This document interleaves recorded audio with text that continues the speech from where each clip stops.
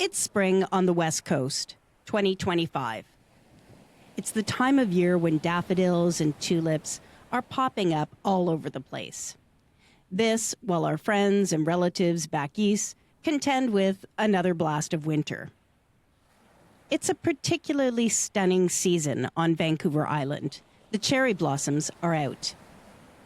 I think I really fell in love with the West Coast during cherry blossom season. If you've ever experienced a pink out, you'll know what I'm talking about. The blossoms are beautiful and tragic at the same time. Their brief blooming period and falling petals, a reminder of how fleeting life can be. This year, there's a new cherry tree, planted in Lisa Marie Young's memory. I'm Laura Palmer, and you're listening to an update to Island Crimes Season 1, Where is Lisa? This episode features my second sit-down interview with the RCMP in charge of Lisa's case. You'll also hear about a change of the guard on Lisa's file. But I'll begin at the Nanaimo waterfront. This is episode 17, Resolute. I'm honored to be among those who put a shovel in the ground to heap soil on the sapling last fall. Turns out fall is a great time to plant cherry trees when the ground is soft and moist. And let me tell you, it was moist that mid-October morning. In fact, it was a downright stormy day. It's rainy and windy, big gusts blowing in off the ocean, lifting tarps, buffeting microphones and speakers. It's wild. But that doesn't stop a big crowd from showing up for Lisa. Everyone was there. Family, friends, media, local leaders too. The tree dedication ceremony takes place along Nanaimo's Departure Bay waterfront. It's not far from where Lisa and her family once lived. They used to come to this spot for picnics. Lisa's grandpa, Moses Martin, is here, now in his 80s. He's wearing a bright puffy red jacket and stands tall in front of the crowd. I want to begin by expressing my family's gratitude for the ongoing support by many people that have joined us again this morning, even in this weather. It's uplifting for myself, my family.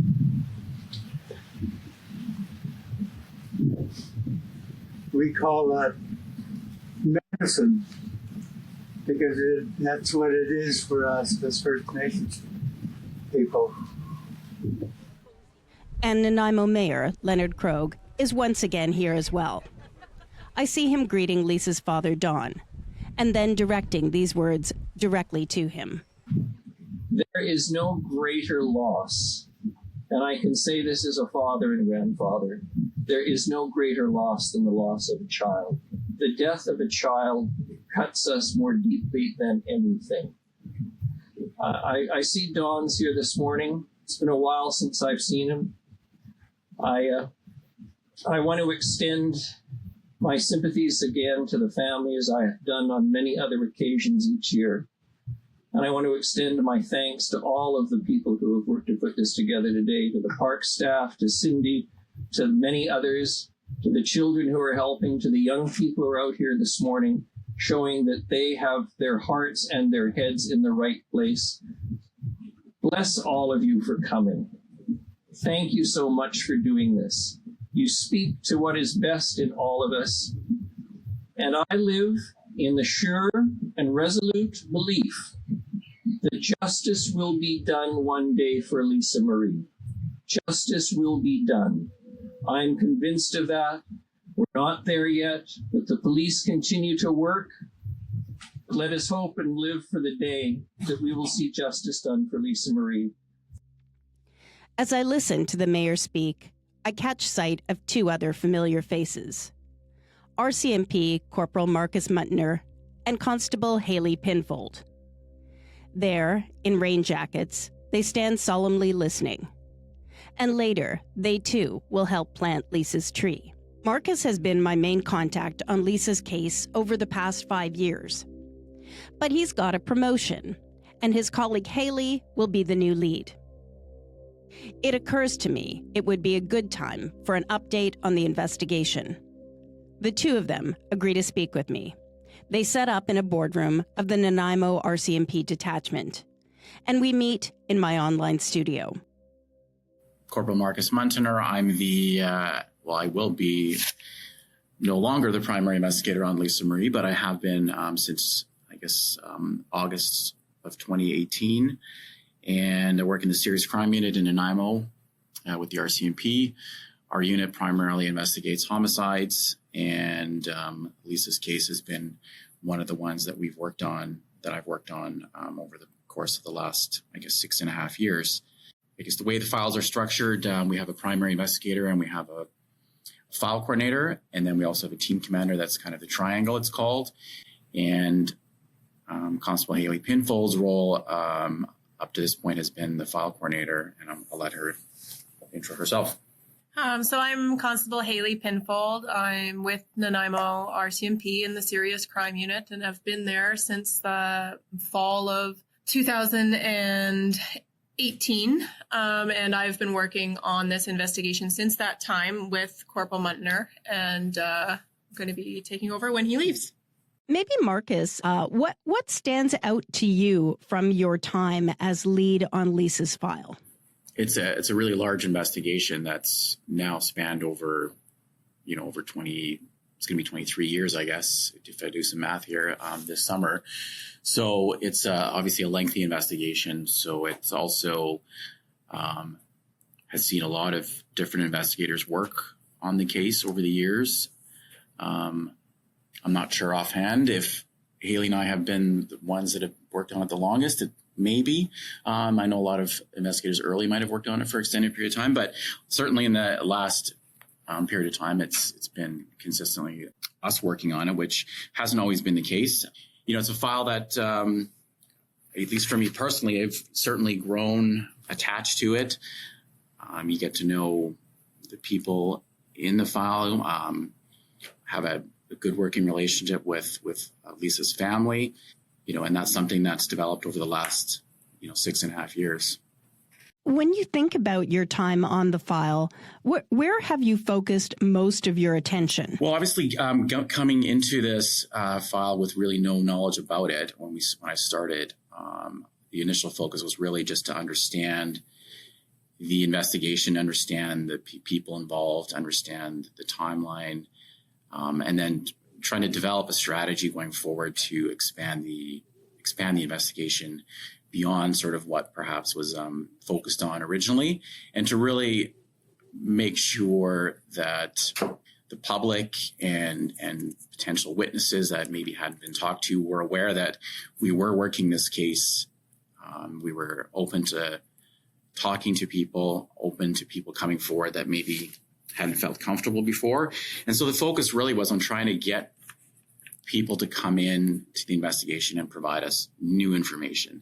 Can you talk to me a little bit about that then? So when you talk about trying to get, new people to come forward and speak with you, are we talking about, one or two people, or what over the 6 years?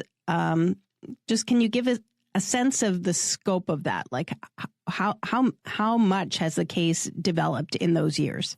I would say it's been a significant amount of people that have come forward. I don't have an exact number off the top of my head, but I know there's more than a couple hundred people have been interviewed in this case over the course of the last 20 years, which is a lot. And I would say a good amount of people in the last 6.5 years, to the point where a lot of our investigation really has focused on collecting these statements and talking to people, and then, potentially going and doing searches as a result. Or, usually when you talk to one person, it might lead to talking to two other people. So then, we have one person that might come forward with something that they believe is relevant. Then they might provide some information about other people that, either would corroborate their statement or would further, us following that lead, I guess. And then, Hayley and I would take it upon ourselves to go and track those other people down and then interview them. So even if we don't, without putting a number to it, even if, let's just say there's 30 people that we've talked to, that could have garnered double or triple that many interviews after that, just because of the way it works when you collect statements from people. It usually leads to more statements and other people that you talk to. So I think Marcus, I have been doing a little bit of work recently, just trying to nail down some information related to the communications Lisa makes after she leaves the last house party with her friends and goes into a vehicle with Christopher Adair. I have been told that there are 2 phone conversations with Dallas Holly, and that in those conversations, Lisa is saying she's in Christopher Adair's red Jag. He won't bring her back to the party, and she's annoyed. And in the second call, she's essentially becoming more concerned, asking someone to come get her. Can you confirm that that is your understanding as well? Well, I can't really give you specifics, but I guess, and I think I've talked to you about this before, that, some of the challenges we face are, when you deal with witness information, and you talked about Dallas Holly specifically, we might collect a statement from someone early in an investigation. That person might go and talk to the media later, or 10 years goes by and we talk to them again. And there can be changes in those statements that, from our perspective, we have to try to reconcile to, make sure that these stories stay consistent. And one of the challenges for a file that's this old is that you have witnesses that, with good intentions, talk to us or we talk to them, and then information that they provide sometimes is different than what originally was said, or it's varied over time, or their memory has changed. So it does create challenges for us when we're trying to put together a story or a timeline, because some of the things you did bring up are related to a timeline. That's part of what we would do in an investigation, is create a timeline of when where a person has been, in this case Lisa, where she had been. So it does create challenges for us to sort of corroborate those things going forward. I don't know, Hayley, you want to jump in, but I could just maybe expand on that a little bit. With things like the call records, and like Marcus is talking about with the timeline of events that happened that night and trying to pinpoint those things, we always try to go about it in a systematic way for the investigation. So assessing the information as it comes in with the amount of credibility that we can assign to that information at the time. If there's a large time period, like he mentioned, between the offense and the information coming in, or that there's changes in the information over time, then we'll look at that, and we will also compare that with any facts and tangible information that we have on the file. Like, we have been able to review the call records from the time period of Lisa going missing.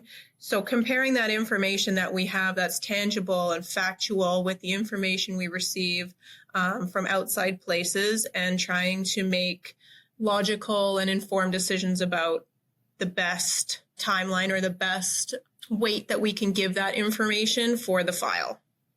So, Hayley, can you just tell me a little bit more, or as much as you can, about those call records? What do they tell you in terms of the calls Lisa is making or receiving in that period? Well, what I can say is that the information, our information that the police receive from call records, has changed over time. And back when this file happened, when Lisa went missing, the amount of information that was obtained through phone records and call records and things like that is different than it is now.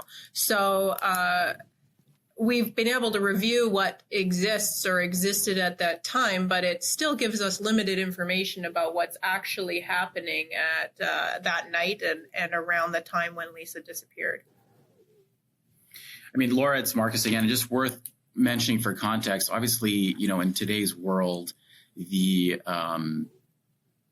you take an average person's, cell phone usage and the amount of communication that we have today, even as a society, it's extensive, to the point where, in cases that are recent for us, cell phone history and usage can become very important in establishing timelines for when, phones stopped communicating, search queries being done and other things, which obviously in 2002 didn't exist. The phones were not used the way they're used today. And, even having cell phones at that time was quite unusual for a lot of people. So it is something to sort of put into context, I guess, when you're dealing with an older case. Do those records reveal whether Lisa texts anyone that night? Well, I guess maybe I'll just say that texting was not a common form of communication at that time. And that's something that we have not seen throughout our investigation. I think you guys know there have been reports that Lisa texts someone specifically with a message, "Come get me, they won't let me leave." Have you seen any evidence that text happened? Well, as you've said, we've heard those things, and I think, as Markus just pointed out, that texting as a form of communication, whether Lisa or the other people around Lisa at that time frame, they weren't really using that, or we don't have any information supporting that was a regular use of communication during that time period. So, yeah, that makes sense to me now, having just started trying to figure out where that information came from. But it's helpful to know that it doesn't sound like there is any evidence of that text as far as you can tell. Yeah, it's worth mentioning too, I think that, as technologies change and people's, people may recall things like that happening because we're so used to texting today. And it's, not necessarily something that would have been consistent at that time. So it's one of the challenges we face when we do interview people after 20 years, right? Your memory just kind of compresses the last 20 years into a shorter period of time, and it's hard to remember, when, without there being a significant way to differentiate. It's hard sometimes to, remember whether you sent a text message or whether you made a phone call or whether you got a page, because that was something that existed in 2002. People had pagers, right? So those things would, it's hard sometimes for witnesses to try to reconcile that. And it makes it challenging for us, obviously, when we have to go back and look at physical, factual evidence in our case to try to corroborate those things. Well, I'll just underscore that by saying I did speak with the reporter from the Toronto Star who reported on that text back in 2016. And she wasn't actually clear in her mind where that information came from. She did, however, hold on to the recordings of the interviews she had done with Dallas and Joanne. And Dallas says in one of those recordings that Lisa texted him. But, given what you just said, I think he's just kind of speaking casually, when maybe he meant phoned him. But of course, we can't ask Dallas that question, unfortunately. I think it's important to note, like you're saying, Laura, that we have to try and source information back to where that information came from and corroborate that information in a factual basis. And sometimes our ability to do that is non-existent, but it doesn't mean that we're not trying to do that, and we're not open-minded to those things having happened. We do try to source everything back, and just like you do in your work, we try to find the most credible and accurate information possible. And sometimes that's possible and sometimes it's not, but we're open to the possibility that the things that people are saying to the media and saying to us are always possible. The other thing we know from that communication that from Lisa is that she tells Dallas she's outside a home on Bowen Road. Do you know whose home or apartment or townhome they were parked out in front of?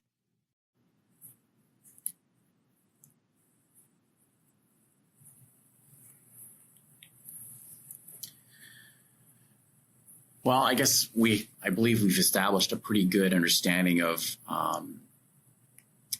that timeline that night based on her statements that we've obtained. I think it's difficult for us to try to answer some of those questions. Essentially, as you know, it's an ongoing investigation, and it's important for us to maintain the integrity of the investigation. And the more details that go into the public about the case, has an impact on people's recollection there. Like Hayley was saying, our ability to corroborate witness statements is based in large part on what, the investigation has collected. And if more of the investigation is in the public domain, it's harder for us then to determine whether that information is just come from people hearing things that's out in the public, or whether it's factual. And then we can say, well, you know what, it's corroborated by information that's in the file. So I think it'll be difficult for us to really drill down some of those specific things for you. As you guys know, there's a lot of people who follow or who have been following Lisa's story over the years, many of whom have come to believe that Willie Curry was at that home.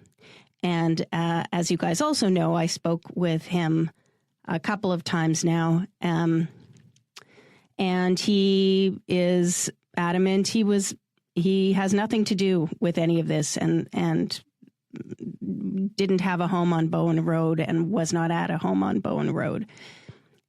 Is there anything you can say about Willie Curry's involvement in any of this?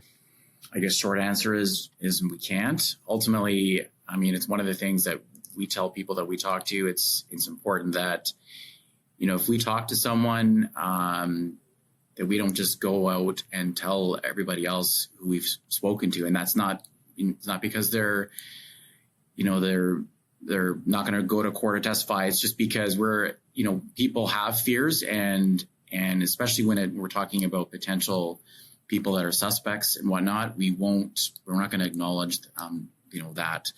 And it makes it look like we will just go and talk and tell anybody about who we've already spoken to, which I think will hinder other people from wanting to talk to us, because their concern would be that we would immediately then, talk to the public about it or talk to other people about it. And, I think they would feel a bit betrayed.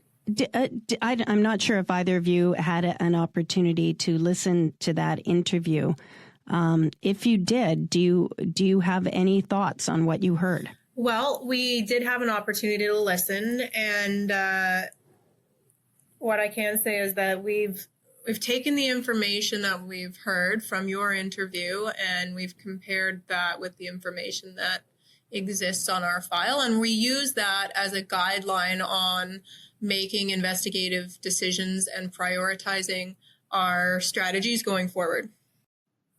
And I was just going to say that can include, potential follow-up interviews that we might choose to do, or other things as well. Just, so short, we've listened to the statement, and like Hayley said, something we'll take into consideration, and, could impact sort of where we potentially take other statements or other investigative steps we'll take. During that interview, he talked about information he had learned that Lisa and Chris had stopped at a home on Kennedy Street, which is something I heard from another source as well. Can you tell me anything about that point in the night? I guess it kind of goes back to sort of your question about the Bowen Road address that you brought up. I guess all I can say is really we believe we have a pretty good understanding of where Lisa went that night based on the evidence and people that have been spoken to.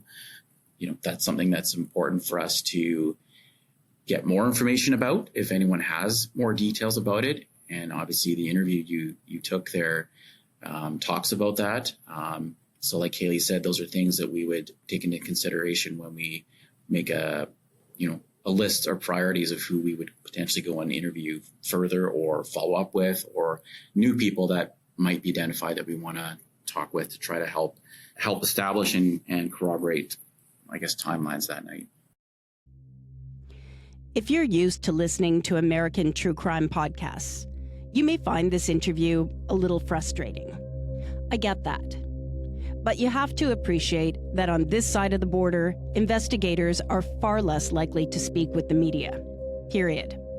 And that's doubly true in an ongoing investigation. So even small bits of information, confirmation of facts, are helpful. We know that Christopher Adair is brought in for questioning in the weeks after Lisa disappears. Is he ever questioned again in the past 20 years about his involvement in Lisa's disappearance? I guess ultimately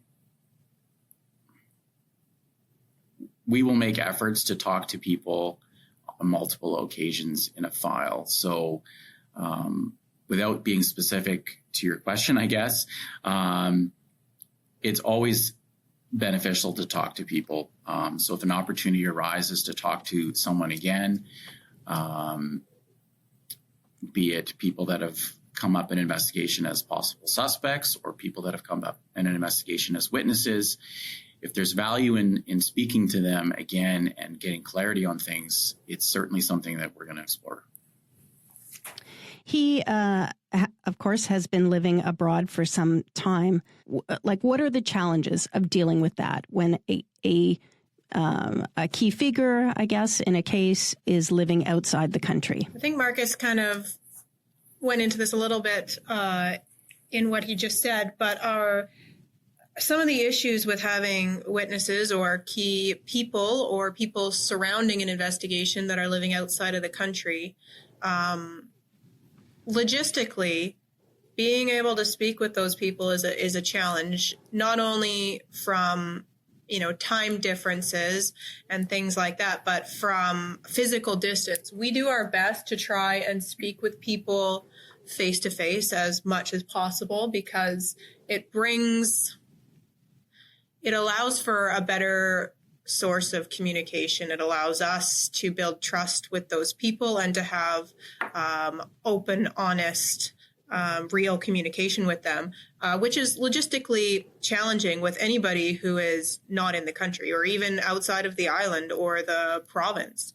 But with people who are living outside of Canada, it's also a challenge because of the laws from the countries that they're in. So we have to work within the laws of where those people are. And we also it requires the cooperation with the law enforcement and officials in those countries for us to do that.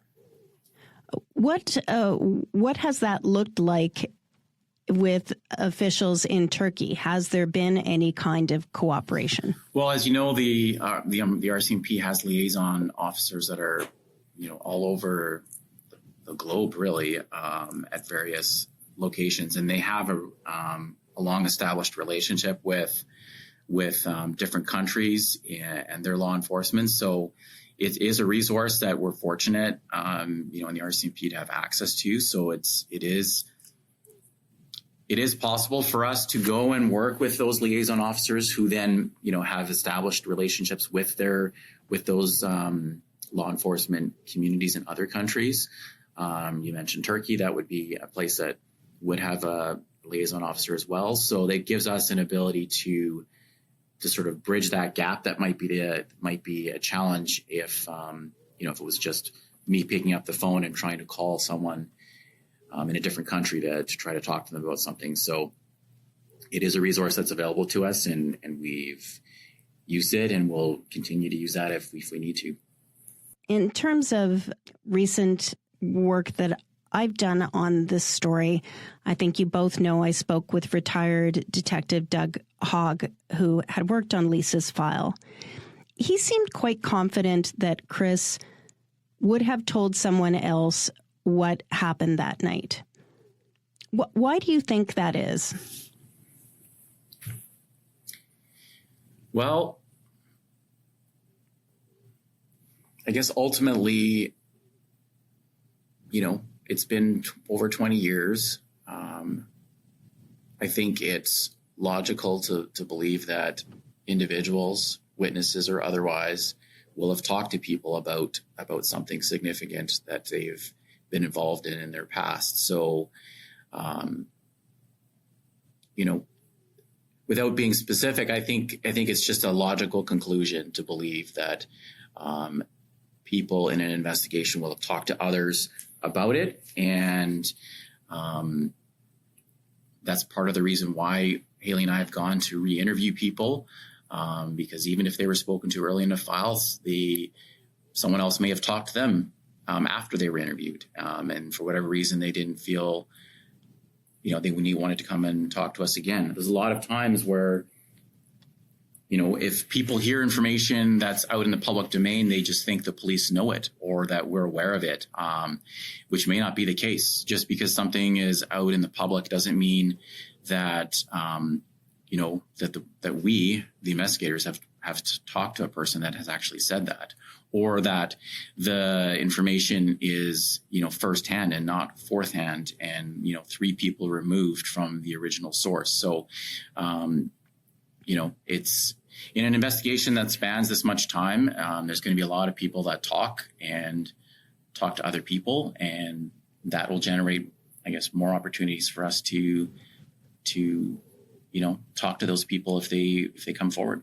He also talked about how, in his mind, Dallas Hulley was never a suspect in Lisa's disappearance.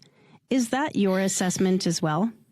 Well, I guess ultimately we won't. I'm not going to. I guess I don't want to make any comments about who we think are suspects or not suspects. It's just not.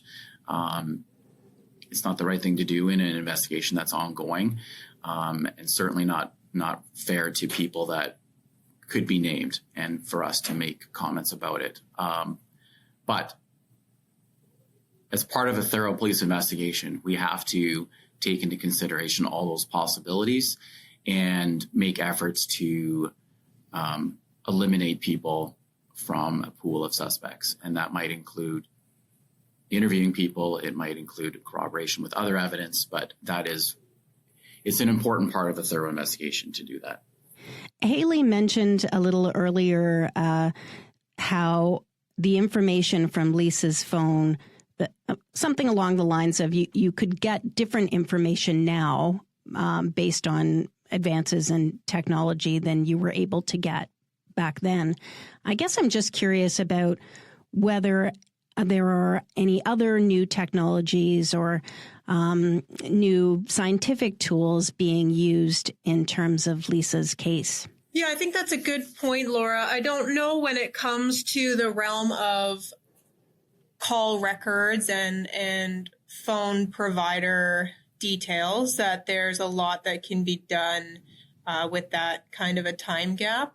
But there definitely are areas on the investigation where we have been strategizing and brainstorming and coming up with creative and new ways to look at information that already exists in our file and retest things and utilize different scientific processes to try and gain more information. So it's definitely something that we're alive to and that we have been constantly trying to reassess over the last 5 years, and will continue to do so as more opportunities come up scientifically. Has any evidence in Lisa's case been the focus of new tests then in recent years? Well, I guess just like Hayley said, I mean, it's something we're we're going to continue to do, just like we do more searches. Evidence that's seized in a case will always get re-examined at any point in time for viability for new types of testing. So I guess all I can say is that we've taken that into consideration and made that part of our investigation strategy. I think we've touched on this, Markus, before, but to be clear at this point, is Lisa's case a missing person case or a homicide case? I mean, it's a missing person case because she's not been found, but it's being treated as a homicide, and we believe it's a homicide. So have you at any point considered going forward with charges without finding Lisa? And if that is a consideration, what would you have to do? It's definitely the center focus. Dial star 6554. Constable Byrne, dial star 6554. Thank you. Sorry about that. Another page coming through. That's okay. So it's the logistics around the possibility of this case ever being prosecuted or going before the courts is something that we center the focus of our investigation on, and we're always working towards that being a possibility. So we do everything and have done and strategize about what we're going to do in the future around things that will lead us in that direction. So we would like the case to be prosecuted one day, just like the family would like that. And we're always working towards collecting information that would support that. With a case that, as you're kind of referring to, a missing person case, there are some challenges in that regard. But ultimately it still boils down to having credible evidence that will support that a homicide has occurred. So that is always our focus, collecting evidence to support that that offense has taken place. Right. So have you, have you gotten to the point where you would proceed even in the absence of finding Lisa? Yeah, ultimately, we will let the evidence lead the investigation. If we feel there's enough evidence to forward a case, without Lisa's remains, we would pursue that. Obviously, it's much more challenging without that, but it's not something that would stop us from forwarding it. So if the opportunity came up and the evidence supported it and the Crown Counsel supported that, then we would certainly pursue it. Lisa, of course, has yet to be found. But could a case still go forward, even without her remains being located? It's a question I've been wondering about for some time. And it's something I plan to turn my attention to in a future episode of Where is Lisa? Markus, I remember when I was speaking to you a while back, you talking about the care that was taken to hand over Lisa's case to you. And now you're in a position of, sort of handing over the case to Hayley, although Hayley, of course, has been working alongside you for a long time. But can you just talk, maybe both of you, a little about what that transition looks like now? Obviously, for starters, we introduced a new file coordinator to the investigation, Corporal Tim Mason. He's been in the unit since 2019. So not only, are we sort of transitioning the case from the primary role, investigative role from myself to Hayley, but we're also introducing another investigator into the file coordinator role, which will allow sort of continued continuity with always having another person involved in the file. Meeting the family is important, which we've done to talk to them about it and be open about our efforts and the transition that's taking place. it's important that,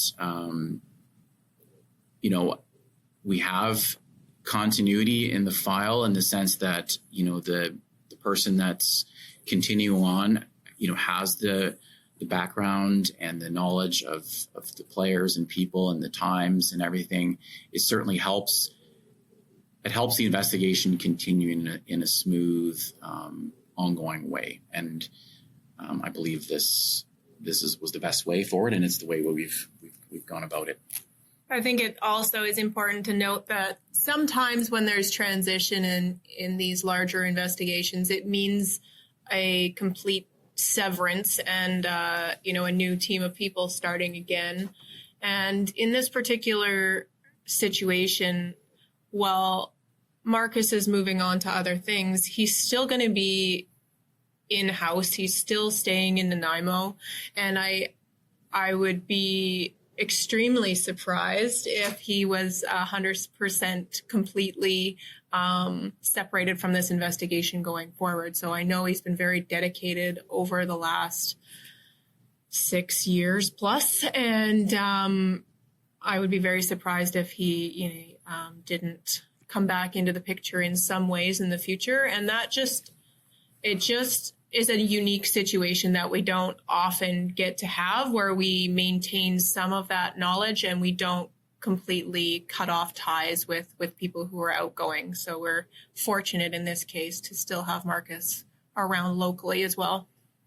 So you have the continuity, and I guess you also have the possibility of, bringing maybe a new direction or a new perspective, Hayley, with you in your new role. When I spoke with Markus, I remember you talking about how you liked working on the cold cases, and you had found some success in that in your past work. Hayley, can you just talk a little bit about your background and what you're bringing to this role now? We talked earlier about the ability to prosecute this investigation and if that would happen one day. And what my goal moving forward is to make sure that the investigation is in a place where it's prepared for that if that opportunity presents itself. So making sure that we are in line with modern case law and investigative practices, and trying to make sure that we're in a good place and prepared. So if the information does present itself, that we can take this case forward and see some type of prosecution on it, that we're prepared to do that and in a good place. I have seen you both out at events for Lisa involving her family over the years. And often the mayor makes a speech, and he often includes a quote around, I think it's the mills of the gods grind slowly, but they grind exceedingly fine, which is, I can't remember where that quote comes from. But basically, he's saying that it's his hope that, there will be justice one day, and that, be patient. It takes time, something along those lines. How does that sit with you? Well, I think that is a resonating quote, because it really highlights kind of the work that we continue to do on this investigation. While we may not get new and earth-shattering information on the investigation on a regular basis, we still are able to look back and analyze and break down what we do have and try to find creative ways to assess and retest and use that information to bring us to new places and collect more information. So I think that's very much how we approach this investigation, and that's how we maintain focus, and we maintain our motivation to keep this file going and keep it moving forward and keep the hope and the community support that we've had on this investigation, that we're not stopping, even if there isn't a great, breakthrough happening at any given moment. We're still pursuing what we have and pushing through slowly in any way that we can, because ultimately that's the way that the file is going to get solved. And Laura, I'll add something too, and just say that the experience has taught me that you sometimes never know when a piece of information comes forward or a witness comes forward that just completely changes a case. So constantly working towards that goal, and then, having something like that happen one day, at least you're prepared both to deal with that information and then action it and move forward to, actually make it bear fruit. I know from working on this series over the past few years that sometimes people listen to this podcast and want to talk. People who either follow the case closely or who actually are directly involved. Is there anything you'd like to say, either one of you, speaking directly to those people right now? We still believe that there are people out there that have information that they have been holding back or haven't shared with us to this point. And I would encourage any of those people to come forward to Markus, myself, Corporal Mason, any of us, and talk. That's really would be my big push. Anybody, whether you think it's important or not important, some insignificant thing in somebody's mind may mean bridging a large gap in our investigation. So don't hesitate in coming forward to talk to us. We're always willing to listen. Well, I'll miss bugging Markus with my annoying, arcane queries about Lisa's case. But I wish him all the best in his new role. And I'm crossing my fingers Hayley will pick up the phone when I call. I'm Laura Palmer, and you're listening to an update to Island Crimes Season 1, Where's Lisa? Episode 17, Resolute. Years ago, when I first began working on Lisa's case, I traveled to Tofino to meet with her First Nations family. It was there that I first met Lisa's grandpa, Moses Martin. On that day, sitting on the floor of his office, he told me he hoped to one day play a song he'd written for Lisa when she is found and they are able to lay her to rest.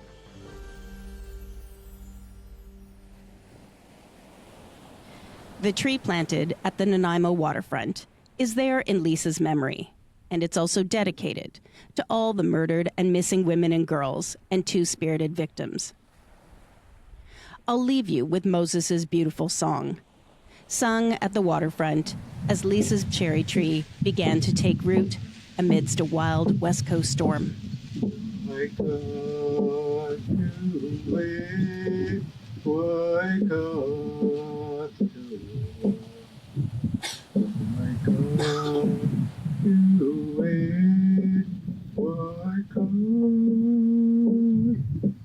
wake up